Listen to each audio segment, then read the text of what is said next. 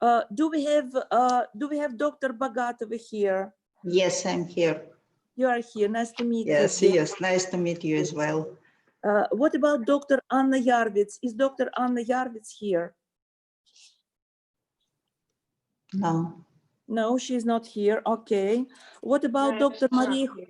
What about what about Miss Maria Jose Tonelli? Is she here? Yes, I'm here. Yeah.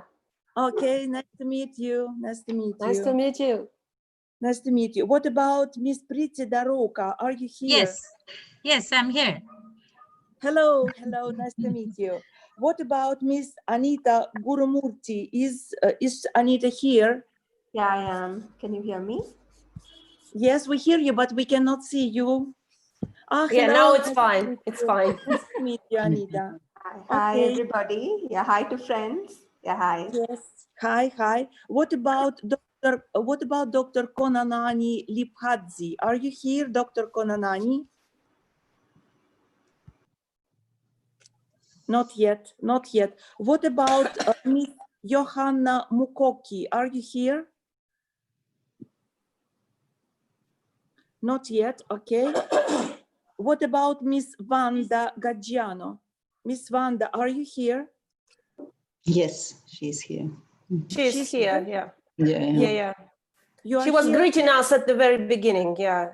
Okay, she was here. Very nice. What about Miss Tsodva Mogami? Are you here, Miss Tsodva? I think they will join probably very soon. Okay, so we shall not wait then for them. We shall. Yeah, we hope start. that We start. we start. Okay. We give the floor to Miss Victoria Panova then. Thank you, ladies. I'm really happy to see all their known faces, everybody I know, but also would be really happy to meet now online, but hopefully sometime offline as well, face to face. The new faces, ladies who are prominent figures in their respective countries, in their respective sectors. And all of us are making necessary change for women empowerment and for making the world better, because it is important and it is impossible to make the world sustainable, fair, and prosperous without the best half of it, that is women. Today we are having the round table with co-chairs of the working group of women and girls, Ms. Ngalagaso, Natalia Zeiser, and also my fellow co-sherpa in Women 20, Ms. Pam Rajput. I will tell you a bit, I will leave the floor to them completely to moderate the session and to give all the essentials on the topic, but I will just take a few minutes in order to let you know what the Civil BRICS is about. As you all know, starting from January 1st this year, our country is Russia is holding a chairmanship, or chairship, better to say, in the BRICS. BRICS is made up of Brazil, Russia, India, China, and South Africa. And this is a very important grouping of the 5 countries that are now systemic players interested in reforming the world for their benefit of all, not just for the benefit of one small golden billion group of countries, but to ensure that we are living in the situation where all lives matter, not just some lives matter. And we've been having the summit process from 2009, although you know the BRICS has been launched from 2006 on the sidelines of the UN General Assembly with the meetings of foreign ministers of BRICS. But starting from 2009 in Yekaterinburg and Russia, we are having the meeting of our leaders who are trying to think of new ways in all 3 pillars: political, governance, economy and investment and trade, and humanitarian intervention. And those three pillars were exactly the ones that were introduced by the Russian chairship to deal with in 2020. There are a number of very important initiatives, and I would just name, for example, the adoption of the new partnership for strategy for economic partnership of BRICS. But we are here a vivid example of the third pillar of the humanitarian intervention. And civil BRICS process was launched first time in 2015, also by the Russian Federation. And since then, it took a very important part in their tissue of BRICS interaction, BRICS cooperation.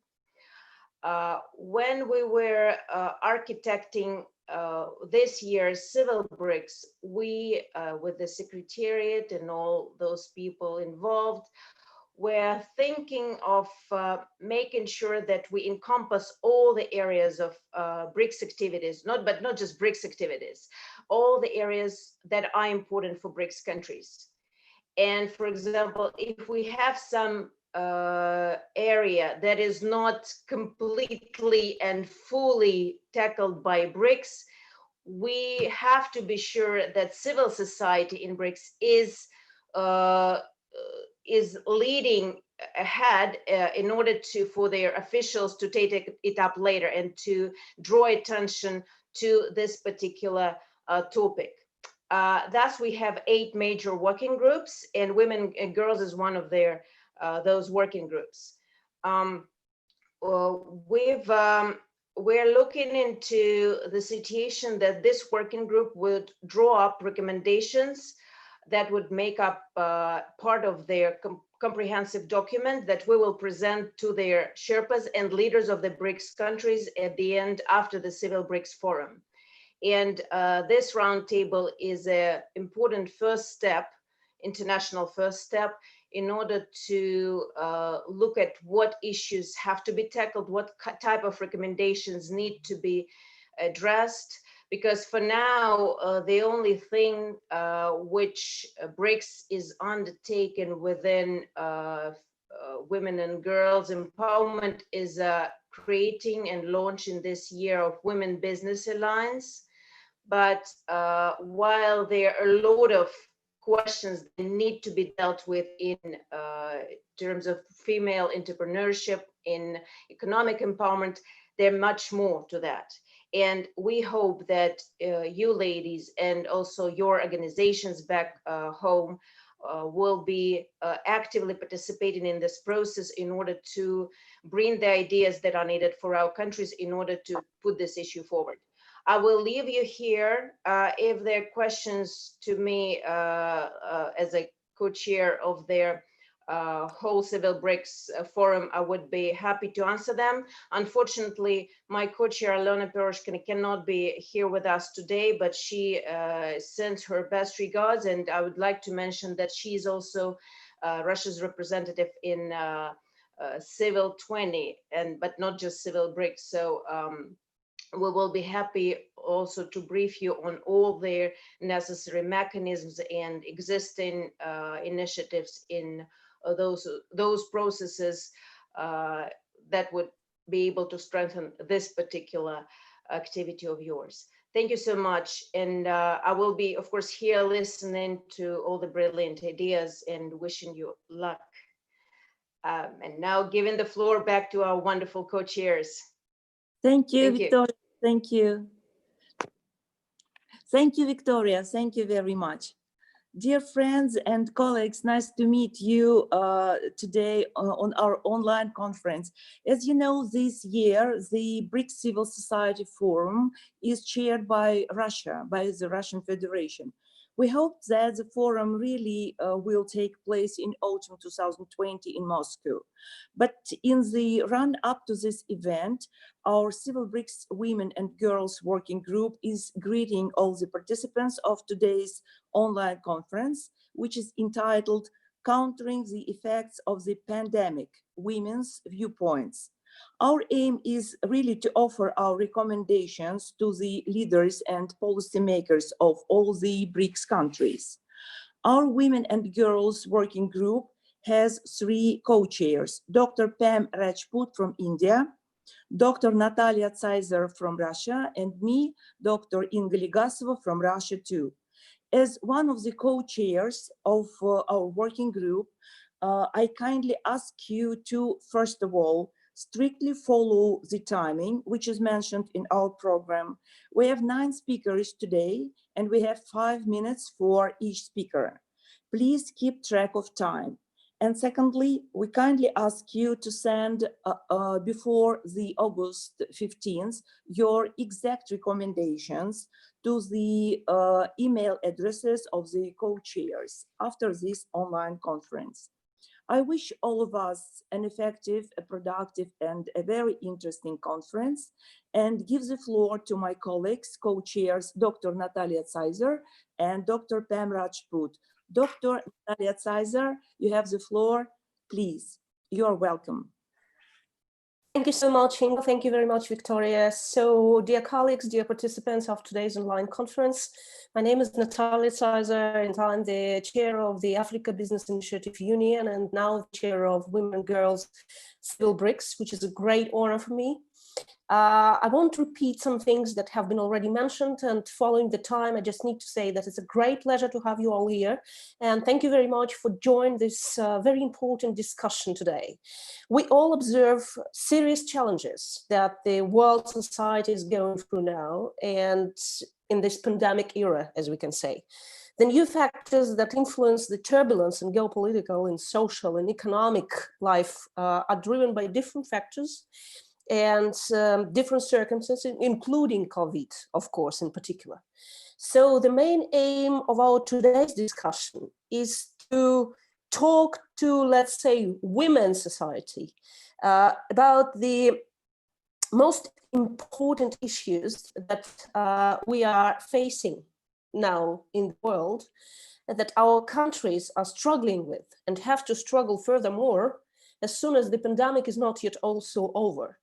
And now we apply to the most powerful, strong, pretty, and smart part of the mankind, to women, because we think that it's a great instrument and a great tool for all of us to join the ideas that might radically or really seriously help to prevent, to manage, and to cope with the situations that are happening in the countries around the globe. So I'm rounding up here because we have just 1 minute, and I'm just with great pleasure give the floor to our colleague, so our co-chair of Women and Girls Civil BRICS Working Group, to Dr. Rajput. Dr. Pam, the floor is yours.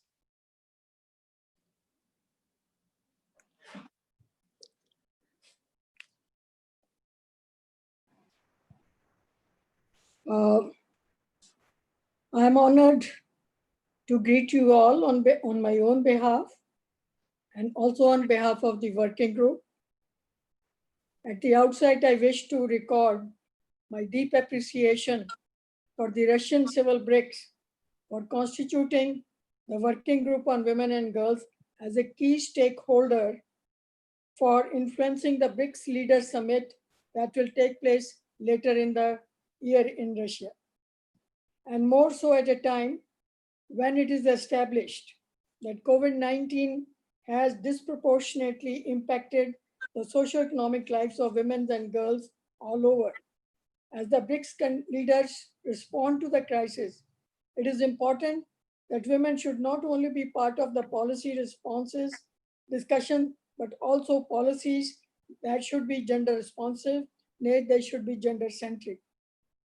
Also, I feel very strongly that we should be giving our recommendations, not only in countering the impact, but also recovery planning and future course of action for gender equality, gender equal world in BRICS countries. I really feel very happy that the working group has put up a very strong panel. So we have an excellent panel from the BRICS country today, and I'm sure strong recommendations would emerge from this group, which could, as both the co-chairs and earlier, Victoria has said they can be part of the position paper that we can share with the BRICS leader as they meet. And I'm sure we will have many more opportunities to interact. Because of the time constraint, I stop here and greet you again and look forward to very strong recommendations from all the members. Thank you very much. Dear friends, I'm glad to introduce to you our first speaker, Dr. Evgenia Bogatova from Russia. Dr. Evgenia is a doctor of economics. She is a chairperson of the audit committee of the Russian Union of Industrialists and Entrepreneurs. She is an academician of the International Academy of Management. And she wants to tell us about the position of small and medium-sized companies in Russia after the pandemic shock. Dr. Evgenia, you have the floor. Please, you're welcome.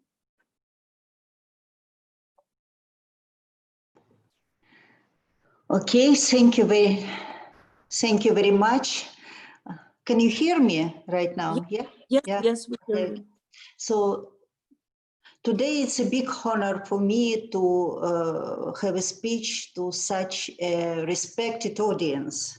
And first of all, I would like to express my deep respect to these people which organize this civil forum of BRICS, because to my point of view, more civil activity, better results for everybody. I selected for my topic today the subject of small and medium-sized enterprises in Russia after the pandemic shock, due to the fact that I consider the small and medium-sized sector less protected than big one, and of course more dependent on women's activity. Big business always finds its way how to protect themselves, but the small and medium-sized businesses, they are much less protected. And we can see it as a result of the pandemic shock. This sector sacrificed much more than the other sectors of the Russian economy. I believe not only in Russia and all other countries as well. Just to give you ideas, small and medium-sized enterprises in Russia, it's about 6 million individual entrepreneurs and companies, and it's about 16 million people. 16 million people, just to give you an idea, it's more than 21% of all labor forces in Russia. There is no accurate gender statistics, but some estimations show that 1/3 of the companies in this sector are owned by women. And about 50% of the companies which are owned by women, they are in trade and service sector. And this particular sector, trade and service, was damaged more than other sectors during this stage of pandemic shock, when very tight quarantine measures were introduced. And as a result, the whole statistics show that during last 3 months, the small, medium-sized enterprises in Russia, they dropped dramatically. And the revenues of this sector reduced about 40% comparing to the same period of last year. It's a quite a big amount, 40%. And now the share of the small and medium-sized sector in domestic product reduced. Now it's less than 20%. This is the lowest figures in 21st century in Russia. So, of course, as all countries, Russian government and local and federal introduced some measures of support and aid to this sector during the pandemic shock stage. But of course, we consider that this aid was not enough, and the results show it's very clear. And I strongly believe that this issue, the support of small and medium-sized companies, has to be in focus for future as well.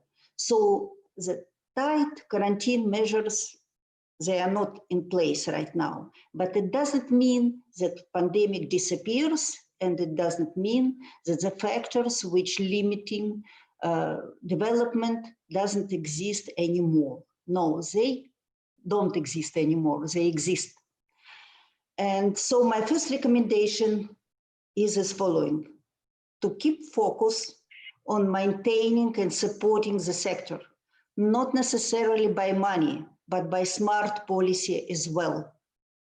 So I think that it's very important to remember that to maintain existing taxpayers, it's much cheaper than growing the new one. New one will be in place, but after several years. But the existing taxpayers, they can survive if they will be supported in better manner. So in order to provide smart policy and regulation, the authorities and business have to keep the dialogue. During the, at least in Russia, during the pandemic stage, this dialogue became much better between the business and government. And it created a little bit more trust between these two stakeholders of our society. But now when this very tight pandemic stage not in place right now, authorities started to forget that the business has its own needs, has own suggestion, and sometimes, and in many cases, much better than the bureaucracy can have in their minds. So I believe that it is very important to support this very good consequence of pandemic. So you see that the pandemic has good consequence, and the consequence is better links between businesses and government. So my second recommendation is to keep this dialogue, to make this dialogue it's much more extensive than it was before the pandemic.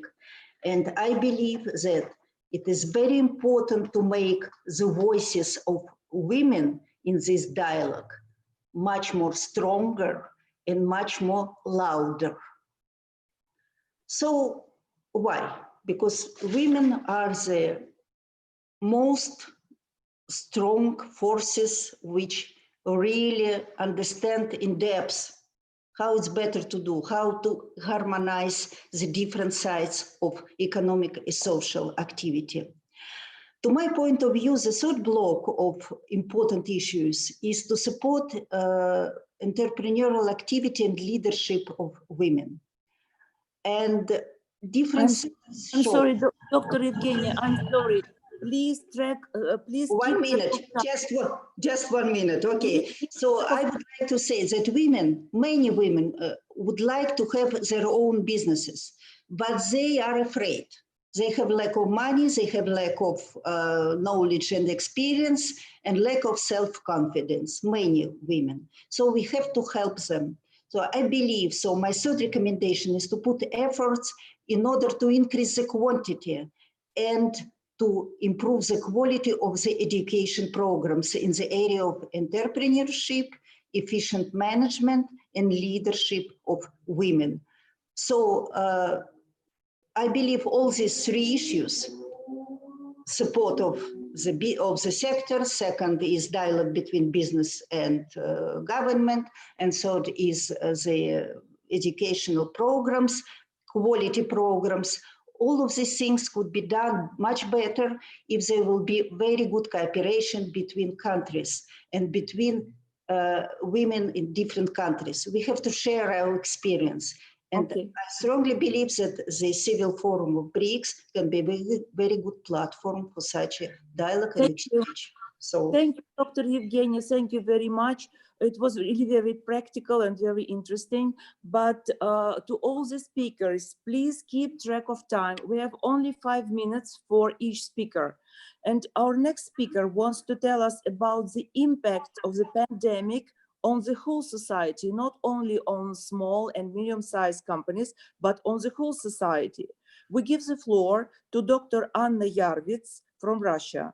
Dr. Anna is a medical doctor. She is a doctor of medical science, and at the same time, she takes a social position of a chairperson of the first board of trustees for Pro Women Private Foundation. She is a chartered marketer of Europe Chair by Chartered Institute of Marketing, and she is a member of Russian National Association of Corporate Directors as well. Dr. Anna Yarvits, you have the floor, please. Thank you very much. I'm so much happy to see all of you, and it's an honor to represent here the association called Pro Women. It consists 12,300 people, female across 135 cities of Russia, and not only, in 16 different countries. So the community has been established some time ago, specifically in 2016, and is mostly driven by peer-to-peer support. It's leaders-led organization, and it's organized in the small groups. So therefore, the ongoing support in the groups is the cornerstone of how the organization is acting at the moment. The access to the community is free of charge, is online registration. So there are no fees, no associated payments whatsoever. It's registered as NGO and supervised through the trustees board of directors, where I'm acting as a chairperson. Statistically, Pro Women organization sociographic structure is mirroring general society. So we do have more and even over-representation of the following forms of employment, such as part-time, short-term, and self-employment. Most of female associated with pro-women organization are living in faraway locations. Pro-women members have also been hit harder during the pandemic lockdown due to combination of factors. So first of all, layoffs, job suspension, and income reductions were mostly impacting fast fashion, beauty, restaurant business, tourism, and other services our women are working at. It was associated also with caring 24/7 for extended families, including parents, including children, including significant others. So it was times intensified compared to the normality, with the focus on health, safety, daily routine, and which is totally new, on delivering schooling provider role for a diverse community of children. In non-ordinary matter, it was understood by NGO that this is an utmost priority to promote peer-to-peer support and bonding. We have established online consultation, which most impacted women got for free and prompt in the amount of 150 in total during 3 months period of time, in psychology, in finance, in job market, in business turnaround, and much more. Trustee board members acted as the role models and were available for expertise providing and network connections, assisting members in scaling up their ideas to the future business and prosperity. Thus, some ideas created during lockdown are now becoming a new micro-entrepreneurial initiatives. To name just a few: school entry preparation online service, virtual kindergarten, swap and sharing traveling, and more. We believe that we will find the flexibility in working from home as the new opportunity for women associated with pro-women organization. We want our women to be strong and resilient and be able to having fundraising expertise to support socially impacted areas, especially associated with female roles such as education, health, and caregiving services. So this is our next steps. We have provided 8 different propositions to to the organizers of the event.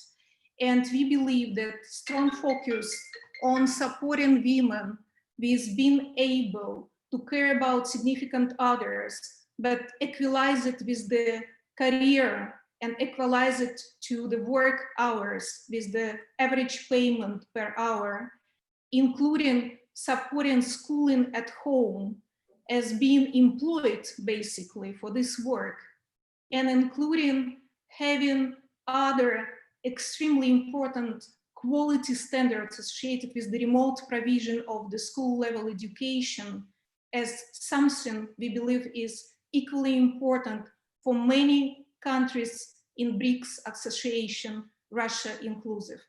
So thank you very much. It's a great honor to be here. Thanks. Thank you very much, Dr. Anna Yarvits. And it is my pleasure to give the floor. It is my pleasure to give the floor to the co-chair, Dr. Pam Rajput, who will introduce other speakers too. Dr. Pam Rajput, the floor is yours. Thank you. Thank you. I have the honor to introduce our next panelist. She's Dr. Maria Jose Tonelli from Brazil. She is a professor of psychology at the Business School of GV Foundation. She has been Deputy Dean of the Business School for 7 long years. She was also Director of the program of Goldman S Foundation for 5 years and trained about 500 women entrepreneurs. She is the Assistant Editor of Gender, Work and Organization. Her main interests in research include gender, female entrepreneurship, and women aging. She's also one of the Brazilian delegates to W20. It's our honor to have her, and let me share with you that her topic today is gender inequalities in Brazil, including reduced household incomes, unemployment, double workday, and all work, that is care work, realized by the women in Brazil. On to you, Maria, and the time limit is 5 minutes. Thank you. Okay, thank you so much, Pen. I'd like to thank you so much, Dr. Natalia, Dr. Enga, and Dr. Pen for inviting me for this session. It's a pleasure, it's an honor to be here with all of you. I would like to share very quickly some slides, if possible. Is it possible? Yes, yes. Yes? You try, huh? Please say to me if it's working. It's okay? Are you seeing? Yes. Yes? Okay, so I prepare a very quickly presentation, and I'm gonna show to you a very brief information about Brazil. Our population now is 2,011 million people, and most of them are living in urban areas. 54% of our population is Black, 51% of our population is women, and women is responsible for more than 50 families. They are head for more than 50 families in Brazil. So women has an important place in Brazil, taking care of families and taking care of kids. And more than 40% of our workforce is in informal jobs, and these include, for sure, women.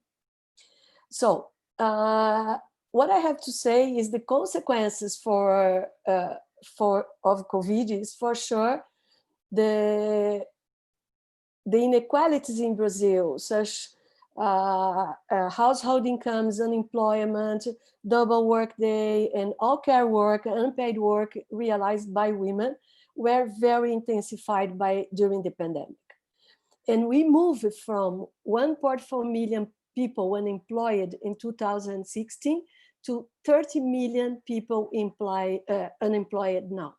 So for sure, it's not only because of the COVID that we have these conditions, but also because of the unemployment, because of the COVID thing. So what I have to say is unemployment affects women more, and those conditions are even worse for Black women. Discrimination against women due to social vulnerability, especially indigenous, Black people, Black women, migrants, and girls. And we are very worried about the consequences for girls that are now out of school, including pregnancy for teenagers. So we have some recommendations. We consider that women should be at the center of all efforts on economic recovery. We are asking for financial support for women and for them and for the kids, since the lack of education has a big consequences for economy. We are also asking for investment and access to develop new competencies, especially new technologies. We are asking for policies against domestic violence that raised a lot during the pandemic. Also support for women victims of domestic violence, support for health workers, because most of them are women, policies and support for childhood education, policies for kindergarten, and also, if possible, educations for boys and men on division of domestic labor. And finally, we are also asking for policies for women entrepreneurs. Investments for women's entrepreneurs, access to credit and policies for financing, financial education, training programs to develop knowledge on business management, and access to market and models, platforms for sales considering digital transformation. So that's what I have to present.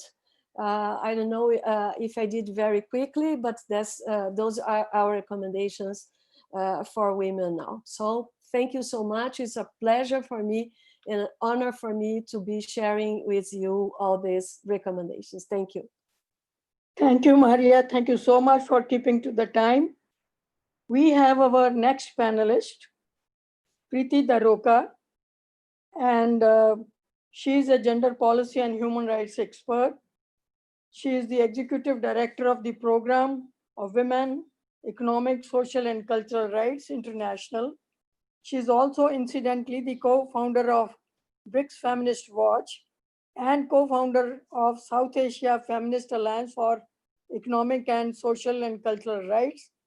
She has led successfully several advocacy initiatives, and her expertise, as our organization indicates, is on economic, social, and cultural rights, with focus on right to work, social security, and right to livelihood. Welcome, Preeti, and her topic is Engendering BRICS, an agenda for women's economic rights post-COVID-19. On to you, Preeti. Thanks so much, Pamji. Thanks, and a big congratulations to Russia as the host this year for BRICS Summit, to continuing with this working group on women and girls as part of Civil BRICS. I also would encourage this work to keep this working group together and this group of women leaders, that it doesn't become a one-off event, and we coordinate regular communication and build solidarity as South-South cooperation and sisterhood. So as Pamji said, I would talk today about Engendering BRICS, an agenda for women's economic rights post-COVID-19. And my analysis and recommendation come from working in Global South with BRICS Feminist Watch and many other countries and many feminist sisters. To start with, it is important to note that 4 out of the top 5 countries in the world with the highest COVID cases at present are BRICS countries, and there's a lot of critical analysis around this. However, it's also important, I do want to appreciate the fast action that BRICS took through the New Development Bank to activate emergency assistance program and to commit to $10 billion to support BRICS country to respond to adversity and challenges caused by COVID-19. BRICS Feminist Watch welcomes the issuance of the Corona Combatant Bonds introduced in China. We also acknowledge BRICS' commitment to establishing an emergency assistance facilities within the New Development Bank to meet the emergency needs of member countries. So the steps that BRICS has taken is definitely welcome, but now we have to look at whether they are gender sensitive and gender inclusive or not. So for months now, COVID-19 pandemic continues to affect lives and livelihoods around the world, as Maria shared just before in her presentation. However, it's also important to note that the pandemic impacts women and girls differently and disproportionately.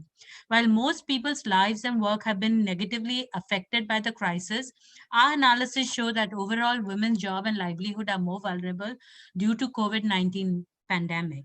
Women girls are at higher risk, not due to their any inherent vulnerability, but rather due to the pre-existing structural discrimination and inequalities that exist in our communities, society, countries in large.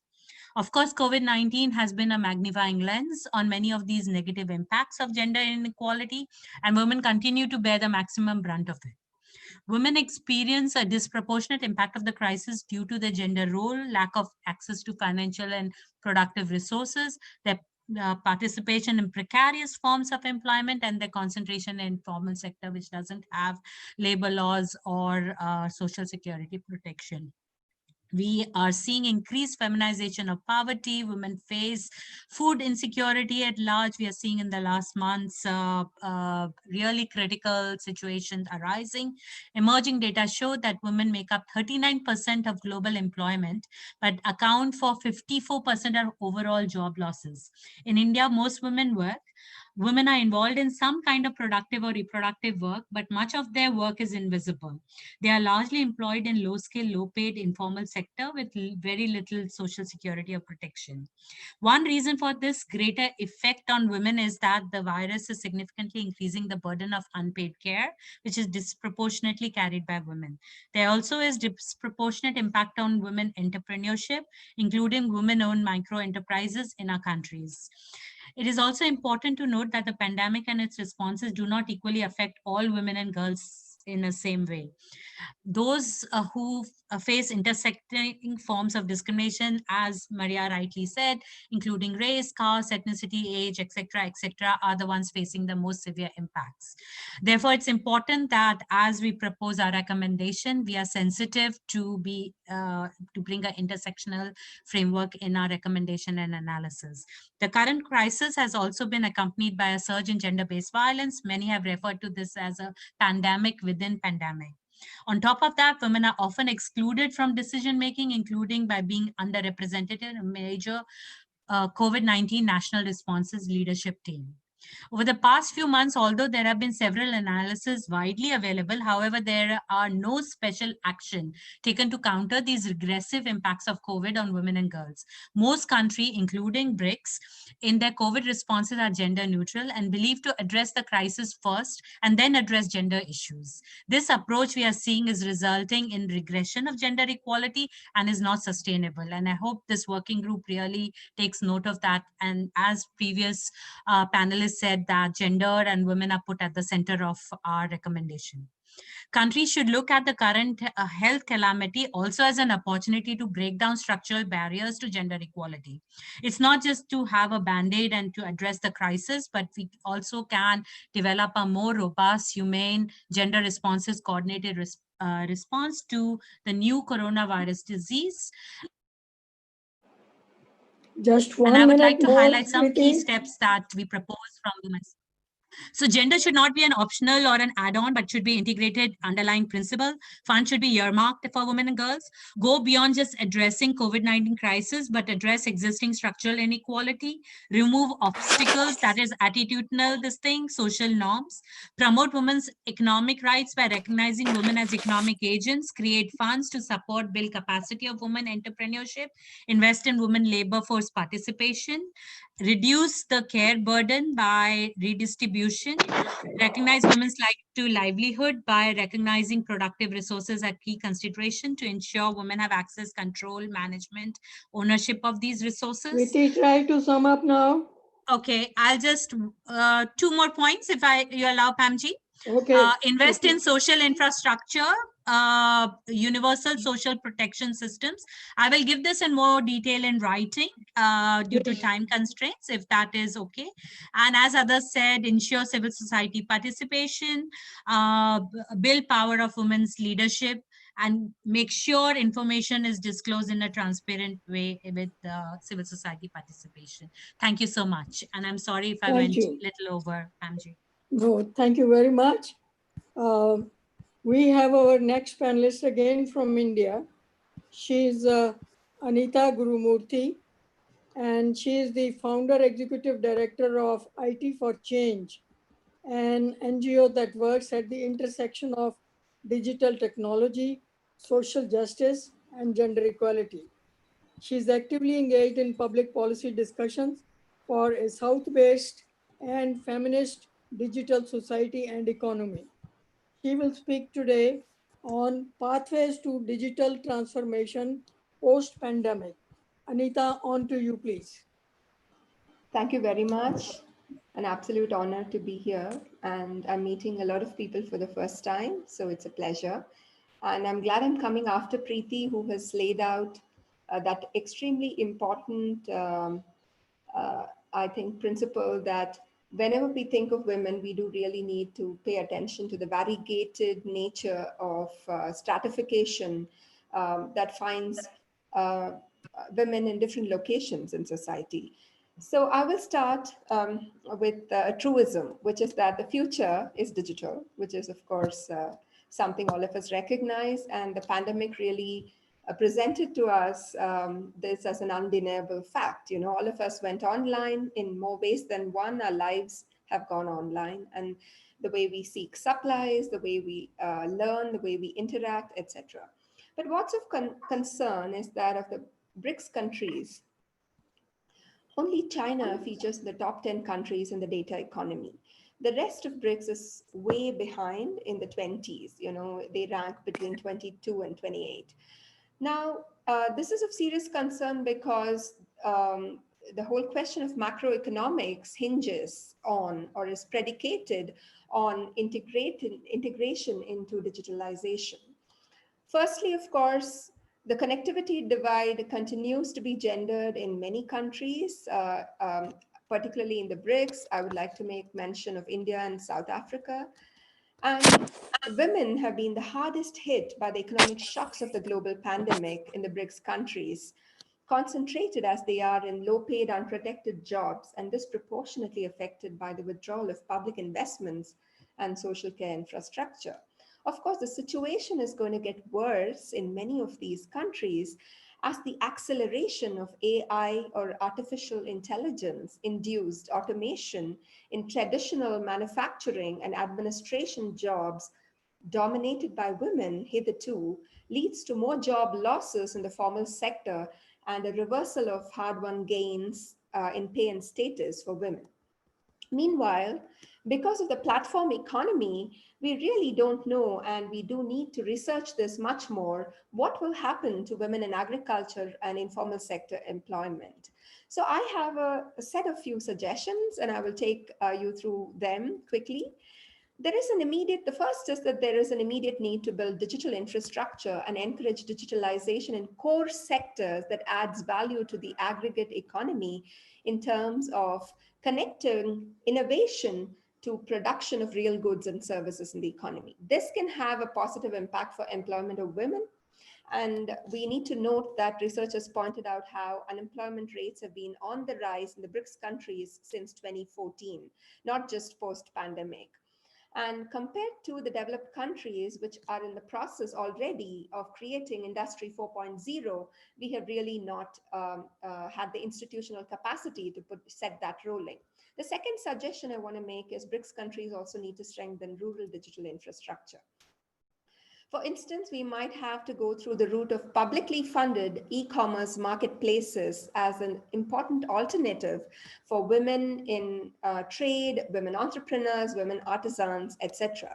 Public goods and standards like digital payments interfaces, can be very vital for small businesses that women dominate. The third suggestion is that we also need support for new platform models driven by women's cooperatives. So cooperatives, not only in the farm to table sectors, but also urban platform cooperatives, which can, be a group of women who are, let's say, cleaners or in beauty services to come together and start afresh. The fourth suggestion I want to make is women's participation in the digital economy needs an ecosystem approach. You know, we can't fix one or two things and expect that the other things will fall in place. So oftentimes we have investments in skill training. Yes, that's important, but we also need to think of reskilling of women who lose their jobs to automation. We need to think in an integrated way of enterprise development, credit, grants to support intermediaries, you know, social and ethical intermediaries who support women workers, preferential procurement policies from women platform workers.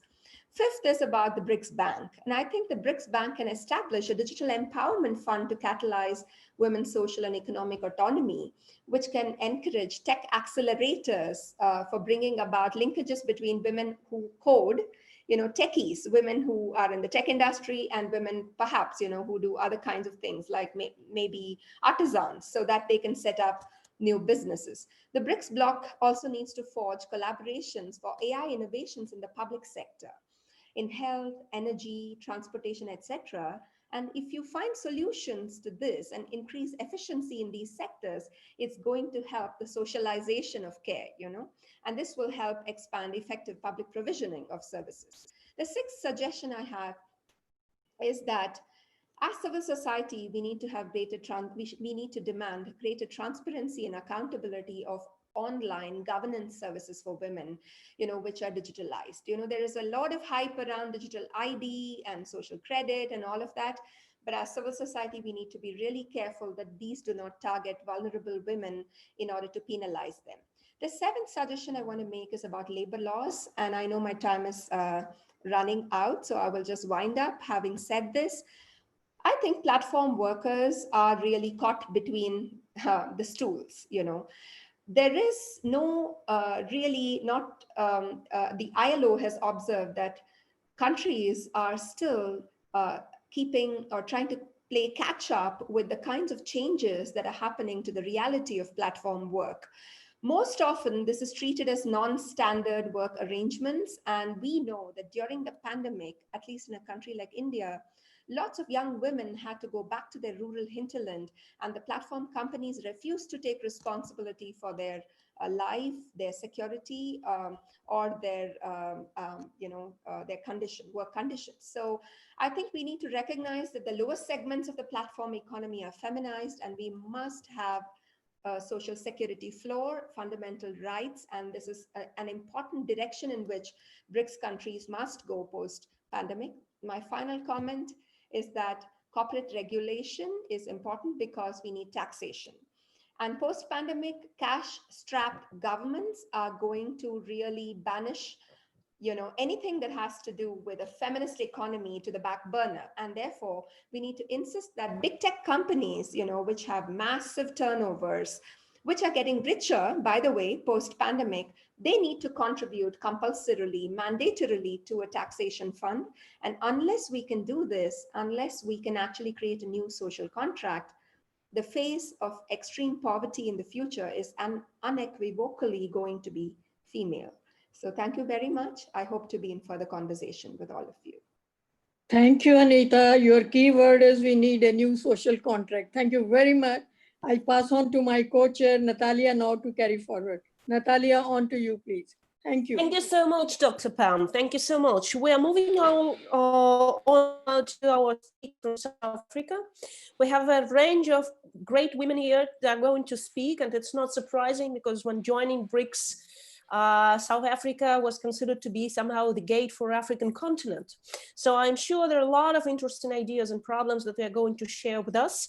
And I'm happy to give the floor to our first speaker from South Africa, Dr. Kananani Lifhadzi. She is the founder and managing director at Zima Agri. And her topic will be the digital transformation of the labor market with specific reference to South Africa. Dr. Lifhadzi, we are happy to have you here, and the floor is yours. Thank you very much, the organizers, Natalia, Anga, and Pam. Thanks everyone for the opportunity. Yes, I'm talking from South Africa, and our circumstances or situation is slightly different compared to the rest of the BRICS countries. And mainly because of our high unemployment rate, which is standing now at 30.1%, South Africa is a country of about 58 million people, and 30.1% of those are unemployed. And amongst those, 59% of the unemployed is young people, with majority being women. Therefore, we are in a kind of a unique situation.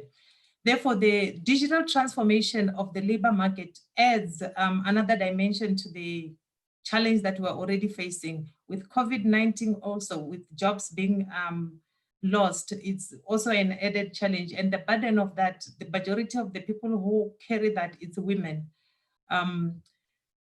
Basically, digital transformation, as we all know, it's kind of a double-edged sword because it has the potential to add jobs into the economy, but also it has the potential or great potential to cost reduction in jobs in the economy. And then for countries that are middle income like South Africa, the job losses unfortunately becomes more than the jobs that are going to be created, and that needs specific responses and also proactive responses from the country in terms of dealing with that. A recent study have shown that about 35% of all jobs in South Africa have the potential to be lost in the next few years due to digital transformation. Basically, what we will end up having is a phenomenon called creative destruction, where then the technology basically create new jobs while also eroding specific jobs. And the jobs that are lost mainly is low-level job, routine jobs, not highly skilled, which means that you need a labor force that is highly skilled and prepared for the new technology. And I think with that, I'll dive into what I recommend in terms of looking at the South African situation, and which applies mainly to even the SADC, because we, as South Africa, basically are part of the SADC community, and a lot of our experiences and expertise are shared across SADC countries. I think the first thing is to prepare the workforce for the new jobs that are going to be created. As technology help in creating new jobs, we need to have young people or the labor market that is prepared to deal with those new jobs. Secondly, is then to also retrain or reskill those workers that are already in the jobs that are not ready for the new jobs that technology is going to create. With the reskilling, basically what you ensure is that there is no employees that are going to be retrenched or left out of the economic opportunities. But this basically needs collaboration, both from government, from the private sector, and the employees themselves in terms of the reskilling, because you need the willingness of the people to be reskilled, but then you need somebody who will then be able to fund that reskilling, which then government of the public sector must take care of that, but also the business sector, the companies that are going to benefit from the skilled labor needs to contribute towards that. Also, we need to improve the social protection or the social net. We saw that now, especially with COVID.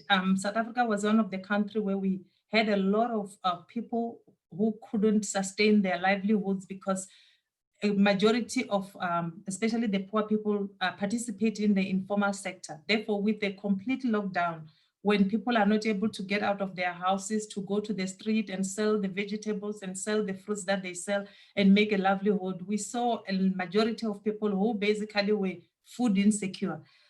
Therefore, with the digitalization of the labor market, we'll see more of that, and which means that government should have social security networks that will enable to sustain people who are not able to get the job, or they are still being retrained or reorientated to the new jobs. And also we need to address the other issues that comes with new working environments or new working kind of forms. I think the previous speakers talked about, for example, working from home. Our labor legislations currently do not have addressed those issues, the benefits that goes with that. What are the things that an employee is supposed to benefit from or subsidized for? Those things are not there in our labor legislation. If I can give an example, I'm working from home, my husband works from home, and one day he was complaining about the chair that he's using at home because it's not an office chair. but then his company is not able to compensate or to buy him an office chair at home because there is no policy that addresses that. Therefore, some of those new, I think, emerging challenges needs to be addressed as we basically digitalize the work environment. And I think the last point and the recommendation that I want to give is that for South Africa, it's still early days.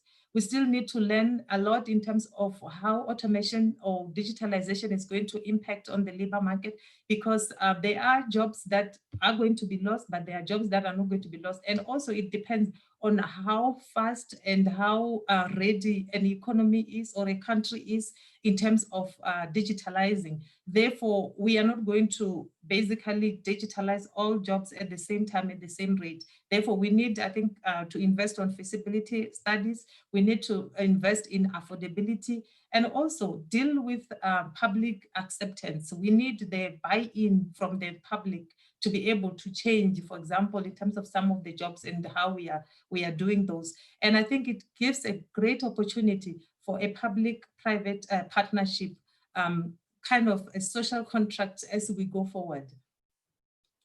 And I think the last part is what I've already covered in terms of the funding. There's a cost that is involved in that. Studies that were done in the OECD countries showed that you need about 1 to 5% of the country's GDP in a single year to be able to retrain or reorientate workers to the digital era. Therefore, we need then the investment from both the public, business, and also the individual. And I think this opens a great opportunity, especially for women, because now we can be able to work from home, for example, and be able to take care of our families.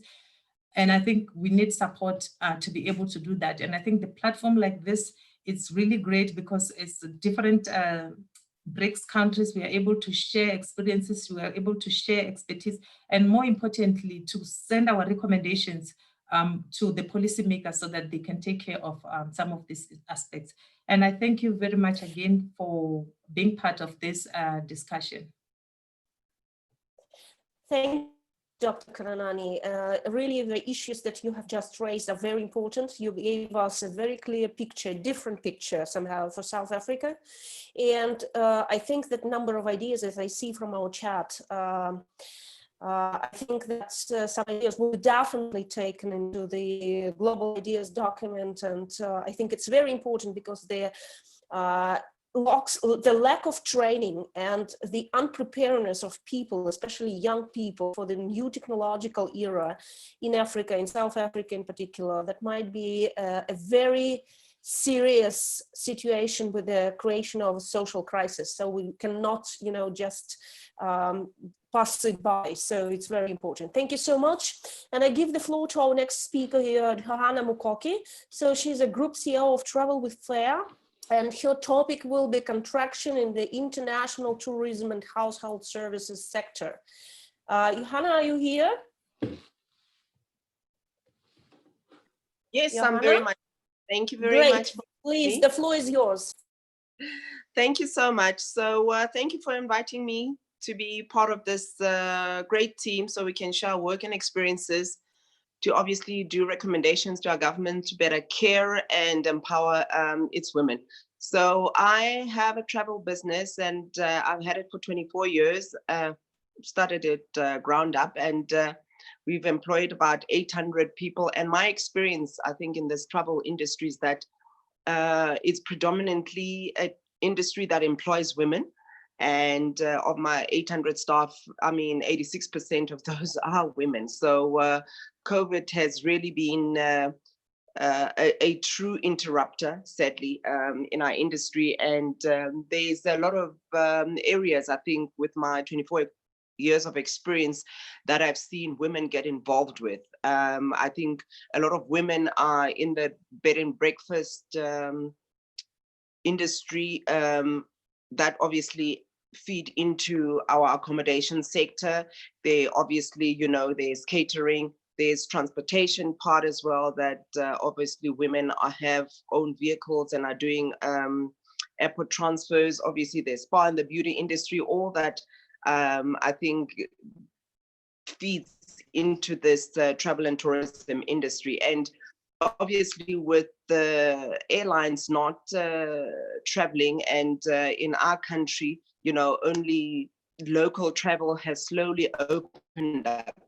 And I think obviously the customers as well are not very confident in getting on those flights, which obviously makes a very slow recovery and uptake for the people obviously that support our tourism industry. The accommodation side as well, whether it's a hotel or B&Bs, you know, we've seen a lot of hotels shut doors as well, big hotel chains. And now you can imagine the bed and breakfast establishments that are owned by women. If big hotel chains cannot be able to keep their doors open, you can imagine what happens to those smaller establishments. And I think a lot of times there has been interventions that our government has done in terms of funds that have made available to be able to help whether it's people in the tourism industry or in manufacturing. But I find that a lot of the times women don't, or maybe they're not able to access those funds more readily. And a lot of the times as well, you know, especially with the lockdown, what we found in our country is that there obviously has been sadly increased violence to women. And I've always said as well that, you know, when women are empowered, obviously the abuse part diminishes, because a woman has got power and an ability to be able to protect oneself. But if you ask me about international travel, because I've had a lot of my clients ask me that, I'm in corporate travel. International travel will only open in Q1 next year, 2021. So what we've seen is that a lot of the time the people will do local travel, and a lot of the people are getting into their cars to be able to drive from point A to point B into another province. And a lot of the establishments that we are all used to will not sadly be there, I think, in 2021. You know as well that in South Africa, currently the restaurant sector, alcohol is not sold, and people want to be able to go out to dinner, want to be able to enjoy also a glass of wine. So a lot of people have resorted to cooking at home, and a lot of the restaurants, I think, are ailing. So our government obviously has got a lot of women empowerment policies that they put in place. But my recommendation, I think, to my government would be that those recommendations need to move from policy documents to become reality, so that women can be truly empowered. Obviously, there's a lot of barriers, whether it's stereotypes and traditions that sadly hold back a lot of women in Africa.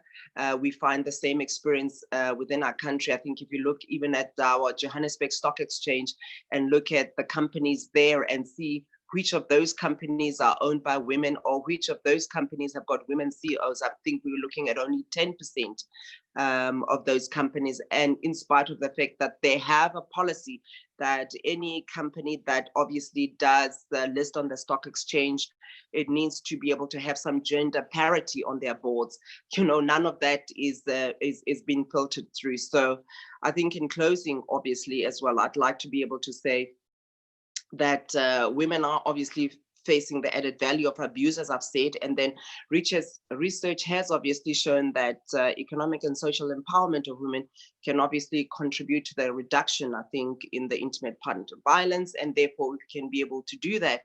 Hopefully women can be able to be more empowered and sustain themselves, and hopefully my tourism industry will be able to not shrink as much as what we are thinking that it would, and that in 2021 our doors can still be open, and I can still continue to be able to empower as many women I've seen come through my doors in 24 years. That's my short version. Thank you so much, Jana. And really, you're right. You know, the travel industry has suffered most around the globe, and probably it's the one and only industry that's suffered nearly equally around the globe. Of course, depending on the budgets and funds of every country. But this is the problem, because women are there, and you are right, women in the travel industry, women are in hospitality management, women are in accommodation, in catering services, etc. And I think the most important idea is that we have to become practical, from policy making to practical steps that can really actually, because some of them lost their jobs completely. The companies just don't have any budgets to help. So I will give the floor to our next speaker. Thank you again, Johanna. So our next speaker is Ms. Wanda Gadiano, my good friend. So she's an honorary president of the Free State Women's Agricultural Union, and she's going also to speak about a very important topic, which is called women in decision making. So here we go to the very, very important question. When we're doing policy making, so how come to the practical steps, and our women are involved in policy making processes in every country. So please, Wanda, the floor is yours. Madam Chair, honored guests and ladies, thank you for the invitation to participate in this online conference discussion. Being invited as a participant to this discussion always remains an honor and a privilege, and I thank you for the opportunity. Our world has undoubtedly been changed forever by the COVID-19 pandemic, as all efforts are now focused on slowing down the increase and mitigation of the impact this silent enemy has that has spread across the world like wildfire. As the world tries to deal with this pandemic, I, as a woman, realize how important the role of women in this decision-making process is. Women generally remain absent from policy dialogue and decision-making. The presence of women in high-level discussions and decision-making can make a remarkable difference at the negotiating table. We as women have a right to engage in civil society, to be elected in government office, to serve on boards, and to make our voices heard in any process that will ultimately affect us, our families, and our communities. According to the World Economic Forum in 2016, only 59% of the gender gap in economic opportunities has been closed around the world. At the current rate of change, it will take another 170 years to close it, and this is unacceptable. Having women involved in decision-making broadens the perspective, increases creativity and innovation, diversifies the pool of talents and competences, reduces conflicts, and improves the process of decision-making. Our female leadership style also contributes to the benefits of diversity. We as women are better able to deal with difficult personal relationships. We pay closer attention to other people's needs. We are inclined towards the prevention and solution of conflicts. And we readily share our views with other people, and we make efforts to reach agreements, and we monitor and give feedback more intensively. Including women in decision-making is associated with better performance and positive economic consequences. When women are highly qualified, more responsible, and less corruptible than men, efficiency gains emerge. The result is higher quality institutions and organizations, and this leads to a positive effect on economic outcomes and performance. We need female representation at every level of institutions. Women in decision-making positions can ensure that our concerns and interests are taken into account when decisions regarding women's rights are made. By failing to take advantage of women's thinking and contributions, and by underestimating the role that we play, important parts of the decision puzzle can be missed, and there will be the risk of investing in solutions that will be most likely to fail. The voice of us women must be heard and listened to. Our transformative powers must be recognized, and we as women of the world must defend and promote our inclusion in every way. We as women must unite and take a leading role in pushing radical economic transformation, thereby ensuring growth and maintaining competence globally.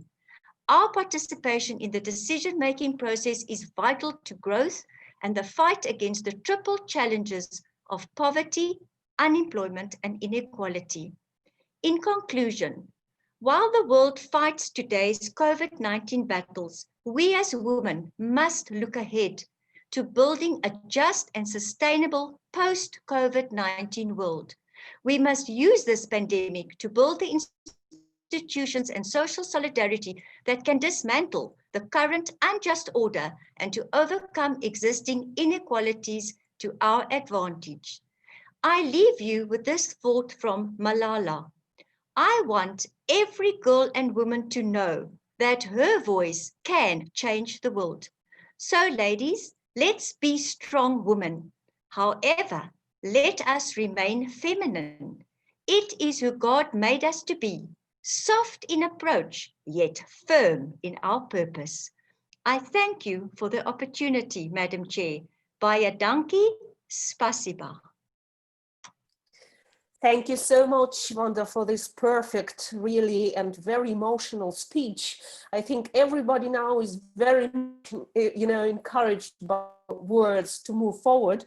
And the most interesting idea here for everyone is really, that's true. We can invent, we can create, we can share a lot of very valuable ideas here within the group meetings and more, but we cannot implement them without being heard and being participating in the policy-making global processes. So these are the things that are very much interconnected. And I think we have to move forward on that track. And I'm sure we will include a lot of these ideas focusing your point here in our general recommendations. Thank you very much again. And I'm now giving the floor to our co-chair, to Dr. Inga Ligasova.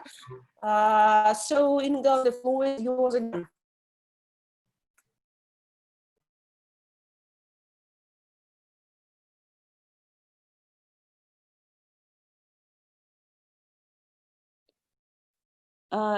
Thank you.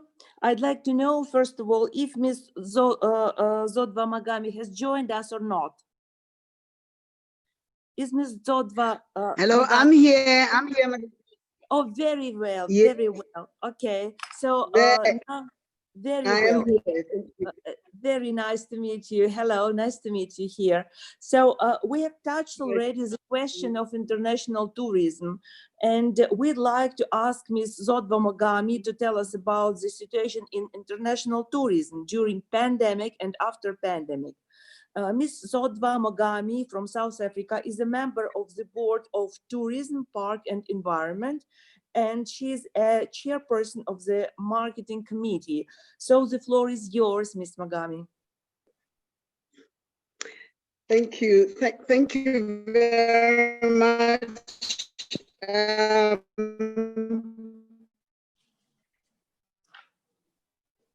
It is an absolute pleasure and an honor and special seeing that almost 10 years and chaired the BRICS Agri Working Group. And also now I'm co-chair of the United African Farmers Forum.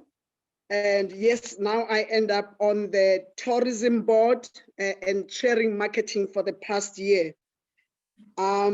As we all know and understand, I mean, seeing women take a step, when I got into BRICS, we hardly had women leading in the position. We're always outnumbered by a lot of men. And myself and other colleagues from Russia really pushed for women to be included in the other bodies of BRICS. So I'm very proud and emotional. Thank you very much for this initiative.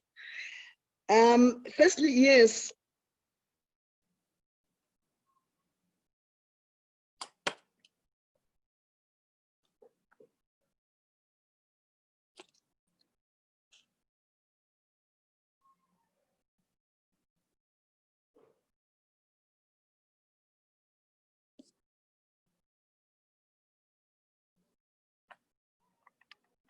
I think the connection probably was Yes, not there is a on. problem with the connection, unfortunately. So as soon as we are waiting, I'd like to ask if Miss Anna Berkutova is with us or not. Is she present? Miss Anna Berkutova, are you here? Yes, I'm here. Okay, okay. As soon as we are waiting, so we can give you just 2 or 3 minutes for your topic, please. Thank you very much. I can The start. floor, yes, the floor is yours. Thank you very much. So my name is Anna, and I'm from Russia. What can I say in just several minutes? Of course, I'm glad to be with you today, and I would like to share several ideas. So I've been working with exporters of Russia for already 4 years. And I have several ideas which can help us unite and cooperate. For example, we can make a mutual database for suppliers, for vendors. And if you have goods or services to sell to Russia, or for example, to purchase from Russia, we can make it mutual, yes? Also, on a monthly basis, I suggest to have, for example, online, or if the situation gives us this opportunity, offline meetings to share our experience and to have, for example, forums, exhibitions, or organize showrooms to show different goods. Also, to help exporters and to help women, we also have to think of different ideas, how to teach them, yes, how to train. A lot of speakers have already told today that it's a good thing to do to be ready for the future, yes, because robots are coming and we have to be prepared, speaking about jobs. So these are the main ideas at the moment. Of course, I have more. Thank you for the time right now. If you wanted to, I don't know how to say it, to add something about exporting and importing goods, we are happy to help you. Thank you very much. Thank you very much, Ms. Berkutova. So the question is if Ms. Sodva Mogami has joined us again or not. Ms. Sodva Mogami, are you here? Are you with us?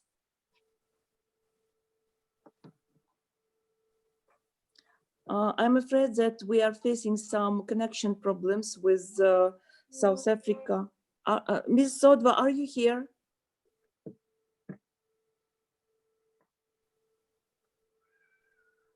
I don't think so. So Yeah. unfortunately, she is not with us. Well, Probably so, we will ask her to send her recommendations via email again. yes, of course, for sure, we shall do it. We shall do it. It's a pity that she disappeared because we wanted to listen to her topic. And so, dear friends and colleagues, taking into consideration all the today's speeches and topics, we clearly see 3 potential scenarios of policymakers in BRICS countries in the post-pandemic world. Firstly, as we see it, the worst case scenario could be a do-nothing scenario, which will result in regressive processes and in regressive figures in all the BRICS countries. Secondly, there is an option of the wait to take action scenario, and in which policymakers wait until the years of 2022, 2023, 2024, etc., to drive improvements. There could be some progress, of course, but not that much as in the best option, which is the third one. So the third option, the best option, is the take action now scenario, which could result in a substantial economic opportunity. This scenario could raise the labor force participation rate with the creation of new jobs. And we do really hope that the take action now scenario will be accepted by policymakers in all the BRICS countries.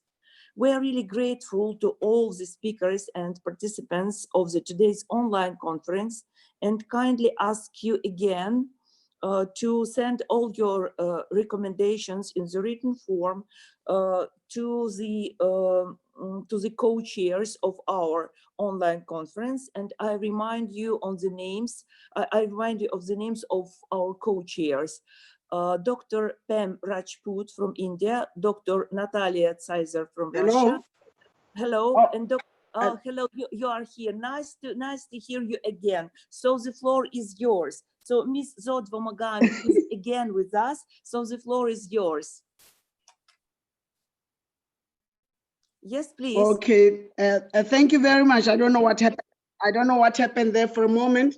But yes, as I was just about to say that I think all of us are aware that the tourism industry has been one of the worst hit, if not, I mean, the real hit industry because of the pandemic. And mostly women, because hotels closed, B&Bs closed, and we find that the lower paying jobs mostly in there are the cleaners, the cooks. And as we know, because as one of my colleagues has already alluded, so I'm going to avoid repeating what we've already heard as to how women have been affected in the industry. A lot of women entered the industry mostly in 2010 when South Africa was hosting the World Cup, Soccer World Cup. As a result, a lot of all those efforts of the B&Bs and the restaurants have been badly affected. And what we're currently doing, for instance, we have a workshop on Thursday, because a lot of the government is trying to come in and rescue and help the situation. But most women don't know how to access some of this relief funding. So we're going to be dealing with, because while sometimes we think we're making it easy for women by introducing technology on how to apply and access the assistance online, not every woman is aware. So we are making an effort to assist women who can access the assistance. Because of some of the businesses, for instance, the supply chains for foods and beverages, the challenges of big lockdowns being that people couldn't access some of the places because of the transportation issues and restrictions of moving from one end to the other. It really has been an absolutely devastating, but we also have tried, we're trying to make women and girls aware in the industry that how to then identify and harness some of the other opportunities that came during but I chair the marketing, as I said, within the tourism board. And as we say, there is no easy fixing of the situation. We cannot, the labor retrenchment of workers affects women, mostly because they work as service providers, cleaners, waitresses. No business income because of the closing on most of the services. In hotels, for instance, when hotels close, it means those women that were running, let's say, massage parlors or beauty parlors have suffered quite tremendously. So, and also, I mean, the country as it stands has also seen a lot of, I mean, in terms of the budget, while tourism suffered more, but tourism is not necessarily getting more money in terms of aids of trying to rescue the small businesses within the industry. So I believe really, and I truly believe that women have to come out in order to be counted. I have to be my sister's keeper. In order for women to start being visible, we need to start conscientiously saying we're going to support women-led businesses towards this recovery, as it's already been alluded that it will take quite some time. It means for people like myself, I mean, I run an organization of leading ladies of the world and Africa and the world. There is a lot of travel that gets involved. It's women leaders around the world at the United Nations, and also because we can't travel. Yesterday, for instance, I'm given a business offer in China, but I have to get there physically. The first thing that I had to consider is that, do I want to fly now? South Africa is only going to start some flying from the 15th of August, but then international flying means if I go to China, I would have to be subjected to 14 days quarantine to get there. Much as I want the business coming from the Parks Board and all that, I mean, can I afford to go and be in another country for 14 days and leave? So the disadvantages that go also with the recovery are quite costly themselves. So we're going to have deliberately, while we're still locked domestically, we sometimes have to help other women in building the confidence of saying, however tough things are, but if other women know that they have support of other women in leadership positions, it helps just that much. It helps on issues of domestic violence, which has increased in South Africa because of women being stuck sometimes with the kids, having to take care of the home, having probably a very disgruntled, bit of irritated husband in the home with the children, and also trying to handle your own business from home. So we cannot celebrate, for instance, when in a position that is occupied by a woman, and then maybe that woman is removed, and we celebrate the fact that a man comes in to replace that woman. We need to be alert. We need to be aware as women in protecting one another's interests. Otherwise, we'll always remain in the lower numbers of progress. And as a result, we will only always be within a man's world without necessarily bashing men, but will always be the tools that are to either vote or to protect men's interests. So until we also make a conscientious decision, for instance, I have a friend who runs a mining industry, a mining company, a big mining company. When men come to present, the first thing she would ask and check the balance of how many women are in. So when you make it sometimes consciously, that's saying, okay, you have 8 men here coming to apply for this particular, where are the women? What is the composition of your women? And make sure that women are not just used as fronts, but it is a reality. So my suggestion would be that we need to find all the networks amongst ourselves of women and make it a deliberate effort to make sure that during this recovery of the COVID, women purposely support one another in both small and medium enterprise businesses. I think a lot of my thing has been covered, and we know that the tourism industry speaks for itself, and I'm excited about this initiative, and I hope that we take it further than this. And I miss being in Moscow every June, you know, and the sunshine, because it's cold currently now at home. And so talking to you here brings me closer to my annual trips to Russia. Thank you very much. Thank you very much, Ms. Odvomagami. Thank you very much. It was very interesting to listen to you. So I have a question to the co-chairs. Dr. Pam Rajput, do you have something to add, perhaps? Do you have something to say?